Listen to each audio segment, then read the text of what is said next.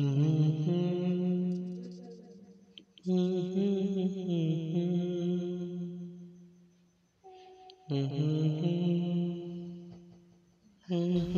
fas ɗinka? Illa bai ba ni da fas. Yaro ne aka kwantar da shi a asibiti. To yaro ne aka kwantar da shi a asibiti, mutum ne suke faɗe. Me shaida ka na cewa an kwantar da yaro a asibiti? Ina katin asibiti. Ba ni da shaida. Baka da shaida? Ina zuwa an mun waya. Hello? Hello? Abban Kairat, yaron nan fa yanzu aman jini yake ta yi. Likitan kuma yana ta neman ka kawo kuɗin maganin. Yanzu nan zan ƙarasu, ban ma samu kuɗin ba. Su ma fa yake ta yi. Yanzu zan ƙarasu. To ka taho ne?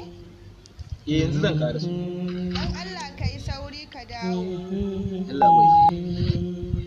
Ai mun afuwa dan Allah. Yaro ne aka kwantar da shi a asibiti. Ba sai ma ka faɗa ba, duk na ji abin da.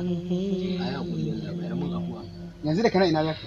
Asibitin zan je yanzu. Kana da abin da za ka je yanka za ka sallama su to. Ba ni da kuɗi Allah bai.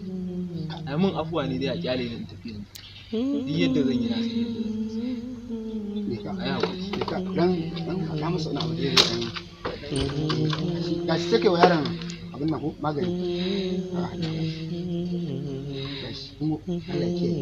Na gode, Allah ya saka da alheri. Allah ya saka da alheri. Allah ya sa a gama lafiya. Kaga abin da nake gaya mako. Ka gani ko? Yawanci duk wanda kaga ya fito yana da uzuri. Gaskiya ne sa. Ba komai, Allah ya sauke. Mu koma inuwa, na ga rana ta yi yawa.